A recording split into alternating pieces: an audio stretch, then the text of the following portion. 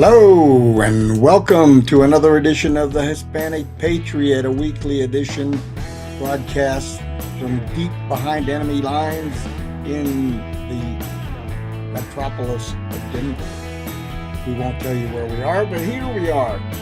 I am flying solo again today. Our intrepid co-host is otherwise engaged, so we will proceed with some news for you. We've got several topics to cover for you today, and that is we got some information about President Trump, the state GOP chairman debate that I attended the other night, state party GOP happenings, including an upcoming chairman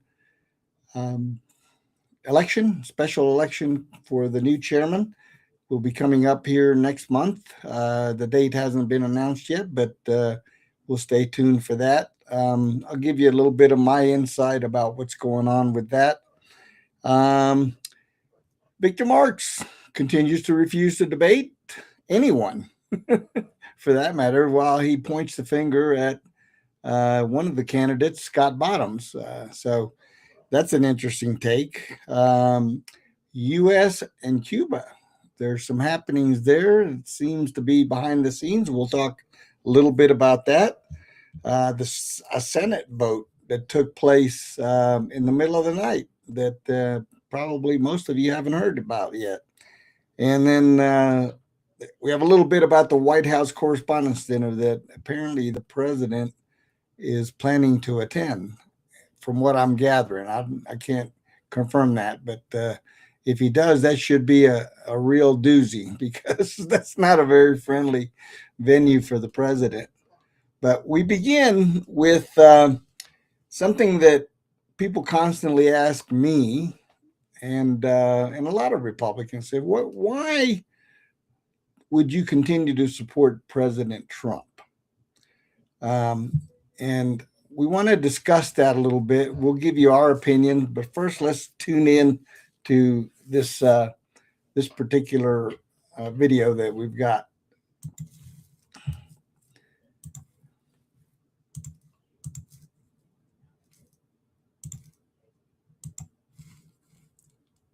I have a question for you. How often has your president, Sleepy Joy,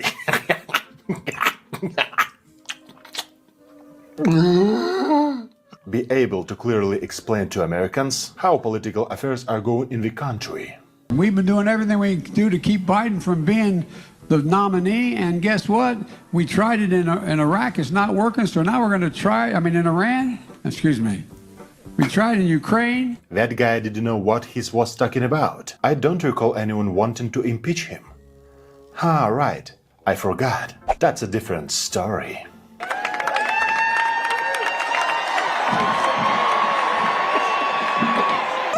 Isn't that nice? Two-faced puppies. Liberal puppies. And to get hot, I got hairy legs that turn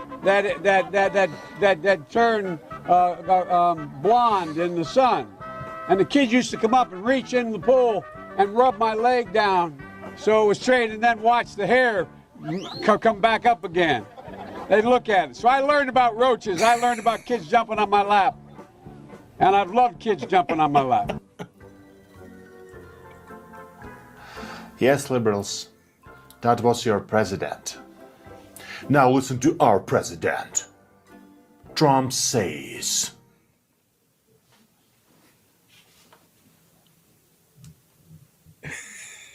Do you expect the Republicans to lose seats in the House, and what does that mean for your agenda? I think we're going to do good. Now, with that being said, when somebody gets elected president, that party always loses the midterms. I don't know why. I ask people that are deep into the psychological world, I said, why is it that a voter votes for the opposite party? It's even when you have a good president. I think I had the greatest year, the greatest opening year. I ended 8 wars. A 9th is coming. But I ended 8 wars. Nobody's ever ended one war. Who's ended one? Nobody. We have the biggest tax cuts ever. We have the biggest regulation cuts ever. The greatest economy ever, pretty much including the fact that I took a detour into Iran in order to stop something that could have destroyed the world, right? But even when you have a great president, they tend to lose the midterms. It doesn't make sense to me, so we're going to try turning it around. You know, in 50 years, the party with the president has won twice. Why that happens, I don't know. We've had the greatest year in the history of the presidency, first year. We should be giving credit. Look at the border. We had a border that was an open civ. You covered it better than anybody. I think we have to bring it back to talk. We don't need help on the border. But, you know, I built over 1,000 miles of wall. We have to talk about it. And we should be given credit for it. So I'm going to be talking about it. But I'm also going to be talking about we gave the voters the biggest tax cut in history, the biggest regulation cuts in history, the best economy in history. And now what we're doing is we took this path. We knocked the hell out of Iran. We stopped them from they're not going to have a nuclear weapon, regardless. I could leave tomorrow. They would never be able to have a nuclear weapon. For years, they would, because their country is devastated. They don't have a Navy. They don't have an Air Force. They don't have an airplane. They're all gone. If you read the New York Times, this fake, horrible newspaper, you would think they're doing well in the war. They have nothing left. They're going to make a deal. We have to explain to the voters, so importantly, the great job that we've done, because there's no reason why the Republicans should be losing. About Iran. Geopolitics is a complex matter. It's not just about nuclear weapons. It's about oil. What do Venezuela and Iran have in common? Oil. Cheap oil. Do you know who the main buyer of this cheap oil is? The United States' main rival and enemy. Do you know who it is? That's right. It's China. China. China. America's main threat in China. the future. China. Yeah, we're a crafty bunch. China. Thanks to very cheap oil, China's economy is growing at a tremendous pace. Military power is also growing, along with the threat to the dollar as the world's reserve currency. China. Trump understands this perfectly well. Unlike Biden. Hello. Trump has cut China from cheap Venezuelan oil. China says goodbye to this oil. Next up is Iranian oil. Geopolitics is a brutal business. While Trump deals with Iran, America is facing some challenges, rising fuel prices and so on. I think this is just a temporary situation. I think Trump knows what he's doing. That's why I continue to support this guy.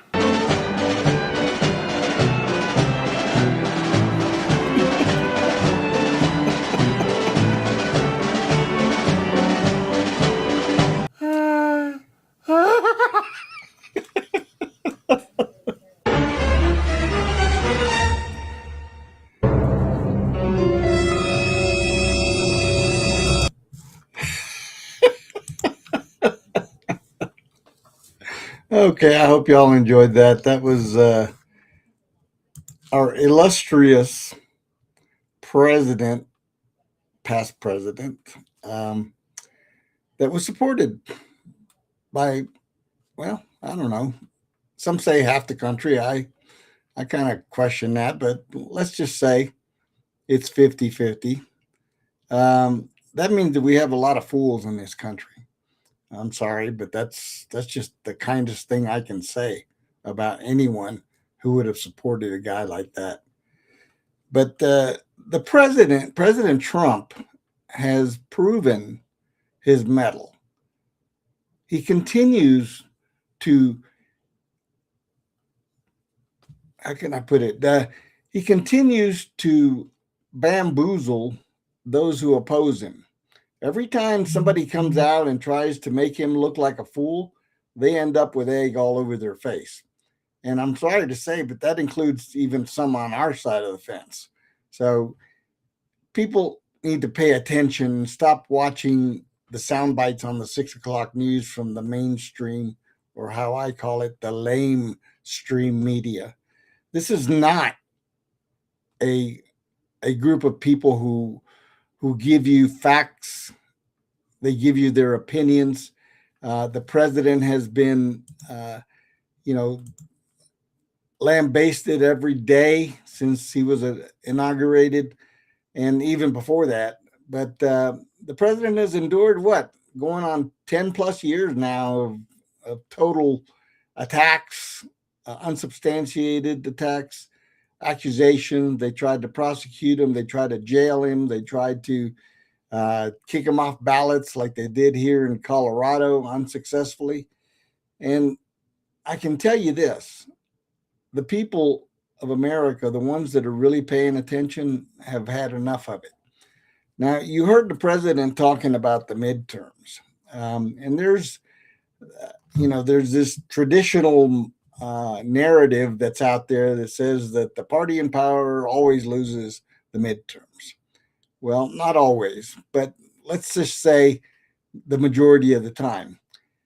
But let's talk about what's coming up here this November, okay? So you're going to tell me that 77 million people who voted for this president and put him in office overwhelmingly in a landslide over the other side is now going to vote to blockade and stymie the president they elected from accomplishing what they elected him to do. That's basically what we're talking about here. So if that's what you believe, then, God bless you. Personally, I don't believe that. My personal prediction, I've been watching a lot of the movements with some of the Senate races and several of the House races, and with some of the redistricting that has taken place around the country. My prediction is that we're going to, when I say we, I'm talking about the Republican Party, is going to gain somewhere in the neighborhood of 5 to 8 seats. Now, think about the impact of that, because of how we've had, of course, a couple of so-called Republicans on the Republican side actually voting with Democrats. So I don't consider them Republicans. Thank God for Vice President Vance, who was able to break ties in votes in the Senate. Otherwise, we'd really be in hot water. But in this coming election, I firmly believe, based on what I've seen, that the Republicans stand to gain a minimum of 5 seats in the Senate over and above what we have now. So we have 53 now. Add 5, that would make it 58 to 42 in the Senate. And if God is good, which I know He is, and we can hope for a better result. If we're able to take that above the 60 threshold, what can be accomplished over the last couple of years of President Trump's administration. So let's work to get that done. In the House, it looks like the prognosticators are not paying attention to what's going on around the country. And I predict that we're going to gain seats in the House. Again, redistricting and other factors, some of the Democrat representatives that have left either in disgrace or are seeing the handwriting on the wall are going to be shocked at the results of what's going to take place. So let's go ahead and think optimistically. I believe that we want to turn that narrative of the sitting party of the president losing the midterms. I want to turn that narrative on its head. So let's work to that. For those of you that are involved in party politics, volunteering, find your candidates, select them. We got primaries coming up in various states. Pick the candidate you want to support, but by all means, please support the candidate that gets nominated in your party, because that's really going to be what kind of turns the tide in a lot of places. Now, Colorado is a strange animal in that regard, because we have we're in the midst of a transition right now. We just elected a new vice chair, Mr. Eric Grossman, who by all accounts stands to do a very good job.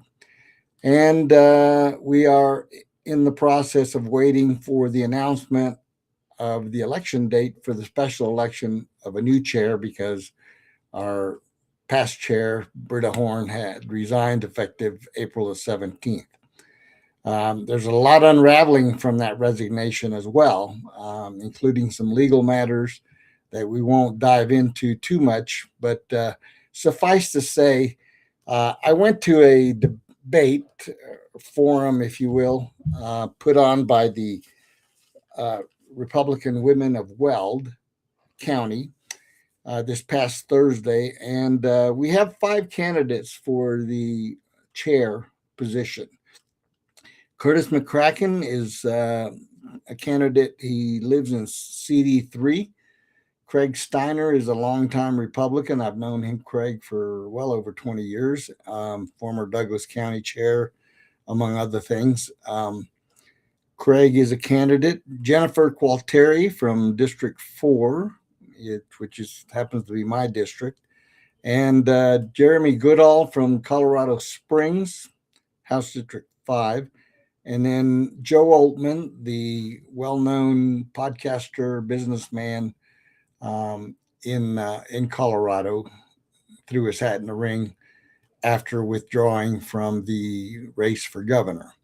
So we have 5 candidates that the body is going to be considering and voting for. If you haven't seen the forum that was held Thursday night, I believe the Women of Weld do have that video available to view it, and I would encourage you to do so. It was I thought it was well done.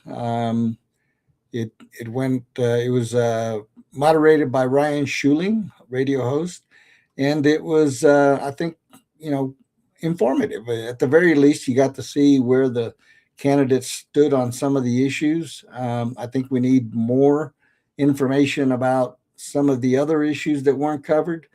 And I believe there may be 1 or 2 more debates actually popping up before the election. So stay tuned for that. I know that the Colorado Hispanic Republicans is working on one of those, and we'll see how those particular events unfold. So stay tuned for that. There'll be an opportunity for you to attend in person and or watch via live stream. Okay, so let's talk about something with the gubernatorial race here in Colorado. We've got candidates Victor Marks, Scott Bottoms, and Barbara Kirkmeyer, current state senator, who are officially on the primary ballot for June 30th. Those are the Republican candidates on the ballot officially now after the assembly for the primary on June the 30th. So 3 very different people, in my opinion. We've got Barbara Kirkmeyer, who has been the senator out of Weld County, state senator out of Weld County for some time. We've got Scott Bottoms, who is a state representative out of Colorado Springs. And then we've got Mr. Marks, a newcomer to the process here in Colorado. In my opinion, an unknown until over the last 6 months. We've been bombarded with his accolades. There's a lot to unravel with that character, and I think people need to be very vigilant about each of the candidates, but in particular, in my opinion, this Victor Marks. We have to be vigilant because we can't rely on rhetoric, false narratives, and innuendos from supporters and others. Do your due diligence. You're a voter. Now, one of the things I will say about the primary is that it is traditionally not very well attended as far as voters are concerned, especially voters on the Republican side. And I hope that changes for this election. I really hope that people get out and do their duty to vote for their preferred candidate, because if you don't, then I don't know what we're doing here. Okay. There's a movement afoot to try to get rid of mail-in ballots in Colorado, which I am fully in favor of. I fully support, because I have seen the downslide for Republicans ever since mail-in ballots were implemented. And personally, I don't believe that if you can't do your duty as a voter and go to a poll and vote for the preferred candidate of your choice, then you deserve the government that you get. We have been under one party rule for some time now. And if you're paying attention, you have seen the damage that one party rule does to a state. I'm hoping against hope that this begins to change this election. We are not going to turn this thing overnight, but we need to make some inroads. We need to start electing more Republicans and less radical left-wing Democrats. That's my opinion, and you can take that for what it's worth. But we are in deep trouble if we continue electing left-wing lunatics that do nothing for the people, business owners. And I'm going to speak directly to Hispanic voters out there. You are conservative by nature. You live conservative lives. You've been lied to for I don't know how long. Okay. Now, I will admit the Republican Party has not done a very good job of messaging to you, but I want you to start paying attention to who you're voting for, because you are starting businesses at a faster pace than any other demographic. That means you're entrepreneurial. That means that you appreciate the opportunity that America has afforded you. But it is your duty to vote. I happen to know, based on numbers that I've been given, that there are roughly 300,000 of you out there that are not voting or not even registered to vote. And I think that's a travesty. So I need you to pay attention, pass the message, pay attention to the candidates, what they stand for, and stop voting on emotion. The Democrats are lying to you and have been lying to you for decades. It's time that stopped. So let's pay attention to what we're doing when it comes to voting. Mr. Marks, if you're out there listening, if your supporters are out there listening, if your management campaign team is out there listening, get on the stage and debate the other two candidates that are on the ballot. You said that you would debate once the primary was set. Well, Mr. Marks, the primary is set and you're still refusing to debate people. So let's see what you're made of. If you don't debate, I don't see much hope for your candidacy going forward. So let's stop playing games and let's get out there and do what you said you would do. You claim you're a man of integrity, a man of your word. Prove it. All right. Enough for that. I want to explain some of the things that are going within the party right now.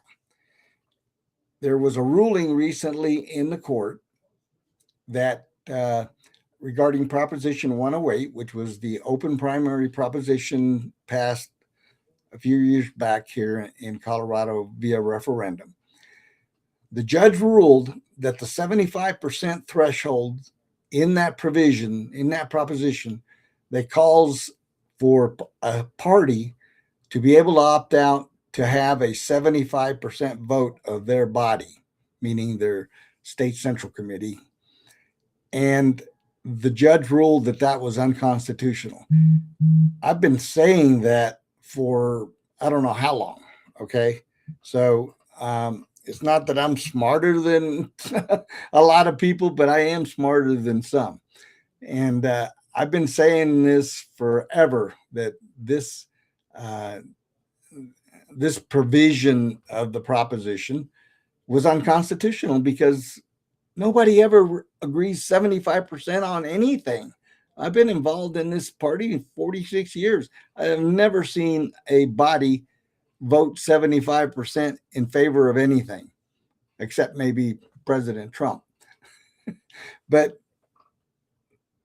the fact that the courts or that the proposition put that out there shows that the intent was to solidify the open primaries and give parties no opportunity to opt out of them if it ever came to a vote. And the party in the state of Colorado has consistently voted above 60% every time we've had a vote to opt out, but it doesn't meet the 75% threshold, so it was never passed. Now, with this new ruling, it has given the state party the opportunity to at least try to move to close the primaries for this year's primary to where only Republicans get to vote in the Republican primary. So there has been a motion, an injunction, emergency injunction filed with the court to have the Secretary of State not send out Republican ballots to unaffiliated voters or non-Republicans. Now, you've heard me say on this show many times, there are a lot of rhinos in this party. And the state elected official delegation of the Republican Party took it upon themselves to hire a former party attorney, to file I don't know what they call it. Maybe it's a motion or an amicus brief that they're opposing what the state party wants to do. So let that percolate in your head just a little bit. You've got elected officials that we helped elect opposing what the state party wants to do in favor of the people, which the body has overwhelmingly approved multiple times.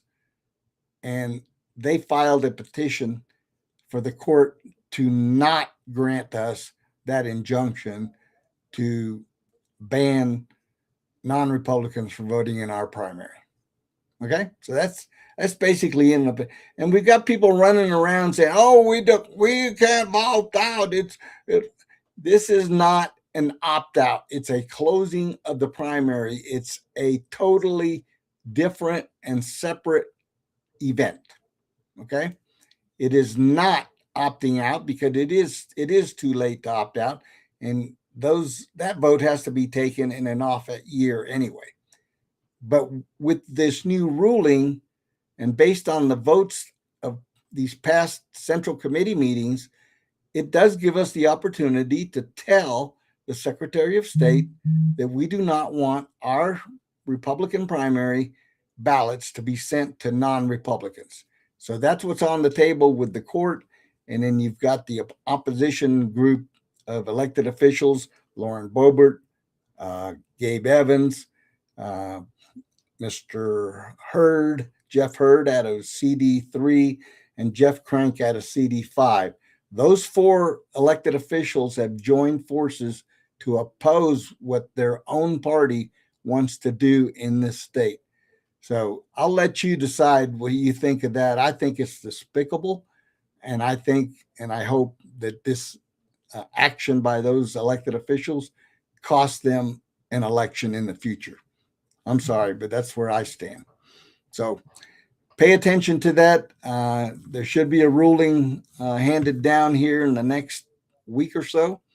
That's going to be an interesting ruling because it will affect who gets to vote in our primary here for the June 30th primary. So enough of that. Let's move on. Now, there's something going on between the U.S. and Cuba. And you haven't heard a lot about it because there's a lot of behind the scenes taking effect actions taking effect. Secretary Rubio is heavily involved in this. As you know, he's a Cuban American. And let's take a peek to see what's going on with that, because I think it's important news. And I know that the Cubans in Florida are definitely into this. President Trump called Cuba a failed nation and said Cuba should make a deal with the U.S. That the U.S. is holding talks with Cuba. It comes amid fuel shortages and blackouts worsen on the communist island. Our D.C. Bureau Chief Ben Kennedy is live in Washington with more. Ben? Cuban Americans we talked with in Little Havana have been closely watching the developments back from Cuba. They're very worried about what's going on over there and just hoping that things get better soon. The lights went out again in Havana. Not for an hour, not for two. For 20 hours. In a city of 2 million people, in a country of 10 million, the electricity simply stopped. Hospitals running on generators that will not last. Medicine going bad in refrigerators that have gone warm. People on the streets going through bins looking for food because the stores that were supposed to have food cannot keep it cold enough to sell it. This is Cuba in April 2026. Not a country preparing to fight the United States. A country that cannot keep its lights on. And while the blackouts stretched through the night, while Cubans sat in the dark wondering how much longer this could last, something else was happening. Something that neither side was supposed to talk about publicly. Something that, when it finally surfaced, changed everything about how this confrontation ends. Marco Rubio, the United States Secretary of State, the son of Cuban immigrants, the man who has spent his entire political career calling for the end of the Castro regime, picked up the phone. And on the other end was Raul Castro's grandson. The call was confirmed by multiple sources. It was not the first contact. According to Katie McFarland, a former national security official, Rubio has been talking to the grandson on the sidelines of other negotiations. I have Marco Rubio talking to Cuba right now, and they should absolutely make a deal because it's really a humanitarian threat. Meeting in person at least once, speaking on the phone multiple times. Two men who speak Spanish. Two men who understand what Cuba was and what it could become. Two men quietly working on something that neither government has officially acknowledged. This is what the end of a 67-year communist regime looks like from the inside. Not a dramatic military invasion. Not a sudden collapse. A phone call. A grandson who understands, as Katie McFarland put it, that the old system is not working and that there is a future ahead. And that future is running out of time. Because here is what is happening to Cuba right now that makes this moment different from every other moment in the 67-year history of this confrontation. Venezuela is gone. Nicolas Maduro is in American custody. The oil that Venezuela was sending to Cuba under preferential terms, the oil that kept the Cuban economy breathing for 15 years, stopped flowing in January. The tankers that would normally be docking in Cuban ports are staying away, their owners unwilling to risk the American tariffs that Trump has threatened against any country found to be supplying the island. Russia sent one tanker in late March, 700,000 barrels, enough to keep Cuba going for about a week. Russian-flagged tanker there carrying nearly 700,000 barrels of crude oil is docked. Trump said he had no problem with it. That single comment was its own message. Russia can send enough oil to keep Cuba alive, not enough to keep it functioning. The gap between alive and functioning is where 10 million people are currently living. 20-hour blackouts. 44 of Havana's 106 garbage trucks unable to operate because there is no fuel. Refuse piling up on street corners in the capital city. Hospitals running on generators. Medicine going off in clinics that cannot maintain refrigeration. People standing in lines for food that costs more than their monthly salary. The average monthly salary in Cuba is approximately $12. A carton of eggs costs the same. That is not a country that can sustain a military confrontation with the United States. That is a country that is running out of time to make a deal. The State Department delegation that flew into Havana in early April was the first American government aircraft to land in Cuba since Barack Obama's visit in 2016. That fact alone tells you how serious this moment is. 10 years of frozen relations, 10 years of no direct diplomatic contact at the highest levels. And now, Quietly, without a press conference or a formal announcement, American officials are sitting across a table from Cuban officials in Havana, laying out what a deal looks like. The conditions are not complicated. They're the same conditions the United States has been demanding from Cuba for decades, now backed by an oil blockade that has created the first real leverage Washington has had since the missile crisis. Release political prisoners. Cuba has already released more than 2,000. That is a signal, not a coincidence. End political repression. Allow the Cuban people the basic freedoms that every other country in this hemisphere takes for granted. Liberalize the economy. Allow private sector growth. Allow foreign investment. Allow the Cuban people to build something other than what the regime has permitted them to build for 67 years. Allow Starlink, Elon Musk's satellite internet. The ability for Cuban citizens to communicate with each other and with the outside world. Developments in the talks with Cuba, the Trump administration facing questions on Cuba as reports surface that Secretary of State Marco Rubio has been holding secret talks with Raul Castro's grandson. Without the regime controlling every channel of information. That last one is the one the regime fears most, not the prisoner releases, not the economic reforms, the internet. Because the Cuban government's ability to survive depends on its ability to control what its population knows and believes. And Starlink ends that control completely. Okay, so there you have it. It's a topic that's been on the table for quite some time now. But what do you think about that? I grew up in Miami, so I was there when the Cuban crisis happened, when the regime took power and exiled hundreds of thousands of Cuban citizens.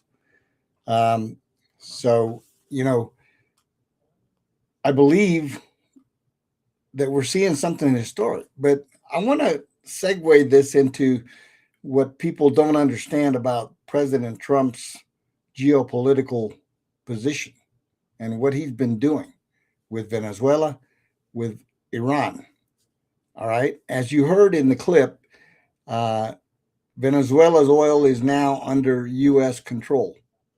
Basically, we're not taking it away from the Venezuelan people, but we are managing it. We are looking for the oil companies that were displaced by the communist governments down there when they took all their property and rigs and all the things, the infrastructure that the major oil companies were producing from Venezuela. That's what's being worked on. That's what the president wants. He wants Exxon and Mobil and all the major oil companies to get back into production mode. But there is a catch to that, because I watched a video of all the oil executives meeting with the president and other officials. And one of the stipulations is, of course, that they want security guaranteed. They don't want to go back in there, spend all this money rebuilding the infrastructure, and then have it collapse or stolen from them again. So, basically, what people failed to see, there was the arrest of Maduro, and that had to do with two things. One is the drug running that was taking place between Venezuela and the U.S., and the other is the part about what he was doing to his own country within our hemisphere. This is the Western Hemisphere. We cannot, as a superpower, allow adversaries like China or Russia to have a foothold in this hemisphere. It's ridiculous. It'd be like you having your home and then someone camps out in front of your house on the street and threatens your livelihood and your family and everything else. This is a much bigger picture than people want to put out. Of course, the left opposes it because they oppose everything that displaces despots and criminal enterprises like Maduro. It's the joke with the Iran thing was that, we have Iranian people, we have Venezuelan people who who are more American than Democrats in this country, and that's a disgrace.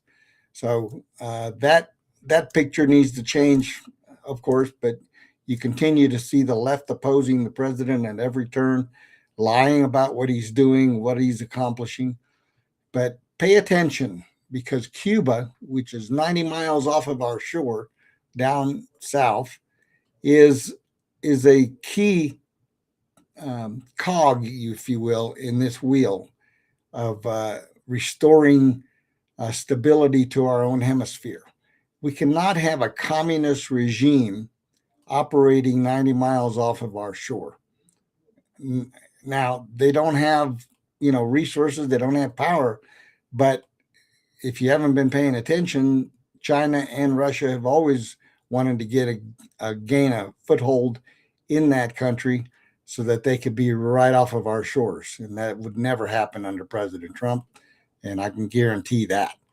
Now, what Secretary Rubio is doing, along with others, is definitely important, because if they can get a negotiation implemented where Cuba can be free once again, and they return to fair elections, and it's a very prosperous island. There's a lot of good resources there, and it would be a good thing to have Cuba rebuilt.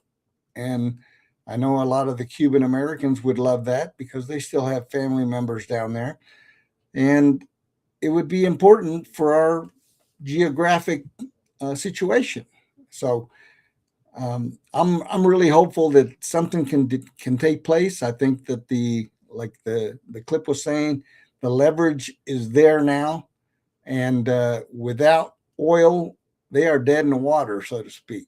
So we need to be able to enforce that agreement, and we want our country involved in the freeing of Cuba as a free and fair country.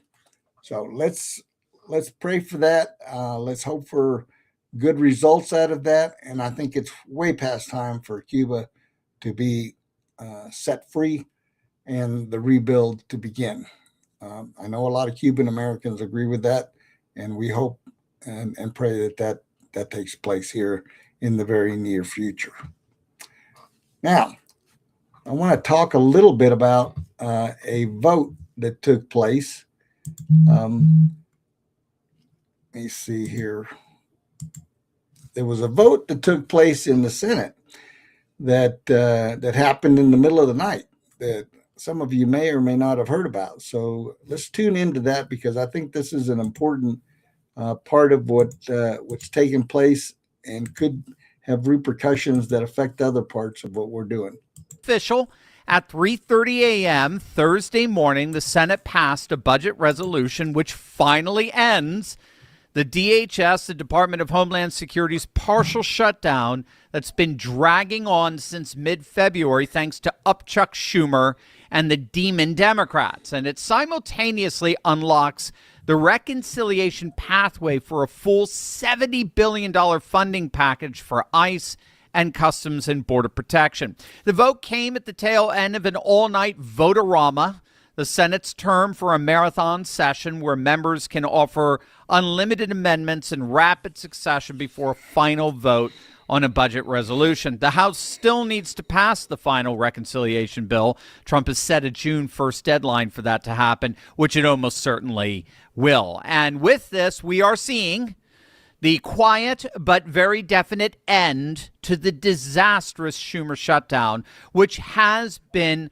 frankly, a political catastrophe for the Democrats. You, of course, remember the fallout from the Democrats' refusal to fund TSA agents in retaliation for ICE agents deporting their future voters. Remember, ICE funding got front-loaded, so they're funded all the way to 2029. So the Democrats couldn't defund ICE. So what they did is they took it out on TSA and travelers all across the country. They were forced to wait in airport security lines for upwards of 3 to 4, even 5 hours. It was only resolved when President Trump signed an executive order deploying ICE agents, the very agents that the Democrats were retaliating against, he sent him to our nation's airports to help light the load so that travelers could get to their destinations with the least amount of hassle and impediment as possible. As it turns out, once Democrats realized that Trump took away their leverage, their only leverage of travel pain that they thought they could effectively blame the Republicans for, Schumer and his fellow leftist ilk recognized there was absolutely there was just no point to continuing with this disastrous shutdown, especially given the Democrats' own polling of late. Congressional Democrats are consistently polling at their lowest level ever. America Act, an act that has upwards of 60-70% approval among likely voters. Now, for those who are new to this, reconciliation is a special Senate procedure that allows legislation with a direct budgetary impact. That's key. Legislation with a direct budgetary impact is able to be passed with a simple majority, 50 votes. Okay, so that's pretty good news. I think when you talk about what the Democrats have been doing with this ridiculous shutdown and blockading the passage of the SAVE Act, which I think absolutely has to happen if we're going to have any kind of hope in these upcoming midterm elections, because believe when I say that Democrats are gearing up to cheat massively in these midterms because they understand the stakes involved. So we need what just happened, and we need the SAVE Act to pass so that we can finally put to bed all of these ridiculous shenanigans that the Democrats have been pushing all over the country. Look, folks, there's absolutely no reason why the United States of America, the world's #1 superpower, should be suffering election fraud in the midst of a transition period, if you will. We have third world countries that have more secure elections than we have in the United States of America. Think about that for just a minute. Just ponder that. Second, this massive fraud machine that I call the mail-in ballot system, that was perpetrated and produced by people who wanted the easiest way to cheat. I don't care what people say. That is exactly what their game was, and that is exactly what they achieved when they were able to get massive mail-in voting to take place around the country. I can just imagine the founding fathers turning over in their graves watching our elections here in the last 10, 20 years. Folks, we got to get back to common sense, okay? If the people can't have a voice in how their government is going to be run, and we're going to have infiltrators that are Marxists, that are communists, that are trying to destroy us from within, running our elections, then what hope do we have as a republic? What hope? I don't see it, okay? I just don't see it. And if we don't start paying attention to what we need to do as a country and stop this notion of Democrats, Republicans, left, right, independents, unaffiliated, I mean, you name it. If we don't stop this machine that is controlling how we're progressing as a nation, meaning that our elections are being rigged and manipulated, that's a serious problem. And I don't see much hope for us as a nation if we cannot get control of our own elections. You know, I am a Republican, but I believe in fair and free elections, okay? If we have verifiable, fair, and free elections, and certain people get elected, then so be it. If people are going to elect people that are going to destroy this country, but they do it through the election process legally, there's not much we can do about it other than, maybe have a full-on revolution. But this country is in trouble. And if you don't believe me, just look around. Okay? We are divided. We are divided between left and right. But I also believe that on the left, there are a lot of good American Democrats that love their country, that want to see their country survive, because a lot of them are veterans like myself, and they don't want people cheating in elections and manipulating the system, because that hurts all of us as citizens.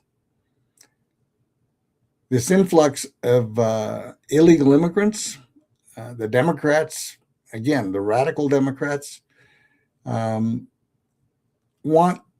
illegals to vote in our elections. That's why they're opposing the SAVE Act. That's the only reason. They're out there shouting that this is suppression of vote, blah, blah, blah. How is ensuring that someone is a citizen before they vote considered a suppression of votes? Well, I'll tell you, for the left, what they really mean is, if you suppress our illegals from voting, that's voter suppression in their minds. Okay, so think about what's going on. There's nothing nefarious about having a national voter ID card, okay? There's nothing. It's absolutely something that's necessary. Somebody that votes must be shown to be a valid U.S. citizen in order for them to vote. And if they can't prove that, they don't have any business voting in our elections. So I hope the SAVE Act does pass. I hope we go even further than what the SAVE Act is doing, because, everybody's arguing about, well, how are we going to manage this and that? Look, a national voter ID should be simple. It should be national. You apply for it one time, similar to a passport. And once you have verified and proven that you are a U.S. citizen, you get the card issued with your photo, your thumbprint on it, and it's permanent. When you go vote, you present that card. That card is then scanned and shown nationwide that you placed a vote. So then you can't jump on a plane and go to another state and try to vote again, because I know that's gone on too in these past elections, where people are voting in multiple states, but they have no way of knowing that because there's no national voter ID registry. So I am for a voter ID card, period, that proves you are a U.S. citizen and that you have the right to vote in an election. With the national card, you would then have a database where when someone scans a card at a voting poll location, that it would instantly show if you have voted somewhere else. And that would virtually eliminate all fraud. In-person voting, paper ballots, national voter ID. That's the solution if we want to have free and fair elections going forward. And for those of you that don't get that, I'm sorry, but you're either on the side that wants to cheat, or you're just not paying attention. It's not that difficult, folks. It really is not. For those of us that have passports, we went through a process. I believe this process would be much more streamlined and easy to get, because all you have to do is prove that you're a citizen, you would be issued your voter ID card, and end of story. No more illegal aliens voting in our elections anywhere. So let's hope and pray that gets taken care of, and we'll hope to have our elections secured once and for all. The last item I wanted to talk about, which is kind of interesting, the president attending the White House Correspondents' Dinner. And as you know, if you know anything about the White House Correspondents' Dinner, it's going to be a very hostile environment. Let's listen in. Dinner. The president will be there. Oz Perlman is hosting, and he told us he thinks he's figured out how to read the president's mind. Watch this.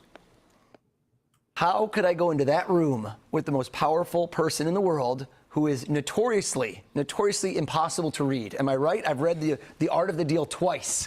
I think I finally figured out how the president thinks. I believe that the moment with the president will be a career-defining moment for me if I'm able to pull off what I want, which means that in 20 years, God help me, I hope 50 years from now, when you read my obituary, when you hear about White House Correspondents' Dinners 10 years from now, this will be the moment they talk about if I do what I'm supposed to do.